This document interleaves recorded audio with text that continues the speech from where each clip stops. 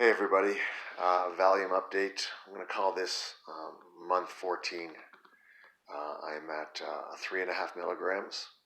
I'd say about 14 months ago I was at 10 milligrams. Probably 6 months prior to that I was at 15 milligrams. For about 20 plus years I've used Valium. I've abused Valium, unfortunately. I've never used it consistently. You know, I might use it a few times a month in a large amount, or I might use it for 20, 30 days straight if I was really, really stressed out, but never consistently.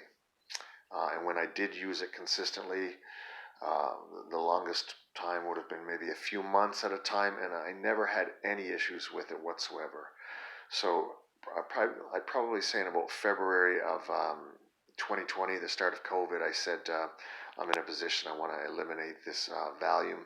I was probably somewhere around, on average, maybe 12 milligrams a day. Yeah, because I never used it consistently. Like I said, I might have used 20 milligrams on one day and then not used for a couple of days.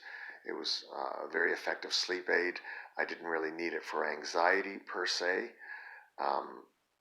But in September of 2020, I cut it out completely. I went cold turkey for 17 days. That's was a brutal experience. I had tried to do the same in the summer of 2018, I believe, and I had lasted 11 days. That was a brutal experience as well. I had no idea that Valium was going to be so difficult to stop. So in September, after trying to stop for 17 days, I realized that there was something wrong with my relationship with Valium, and we had become inseparable, so to speak. I was very fortunate to find a website called Benzo Buddies, an online forum, and that's where I learned about post-acute withdrawal, which then began to explain so much of my current dilemma, as well as my experience over the last couple of years. Valium's been a wretched drug for me, and I didn't really notice. But yeah, so in September, after the 17 days, I failed. I reinstated at 10 milligrams. By the middle of October, I went down to 5 milligrams. From October 2020 to September 2021, I decreased roughly from 4 milligrams down to 2.25 milligrams. So that would have been better part of 10 months. The whole experience has been absolutely horrific. Yeah, I'll get into that in another video. But essentially in September of 2021, I was on 2.25 milligrams, and I just got fed up and sort of relapsed and went back up to, on average, 10 to 15 milligrams a day for a couple of weeks. It was a horrible idea. But yeah, I cannot underestimate how absolutely destructive and physically addictive Valium is. I have no psychological need for it. I do take an antidepressant. It's very effective. I don't crave Valium, but I have to take it. I have to use a jeweler scale and shave down my pills to make very, very slow decreases, or I get terribly sick. And even when I do make slow decreases, I get terribly sick. So like I said, after October or after September 2021, I went back up to probably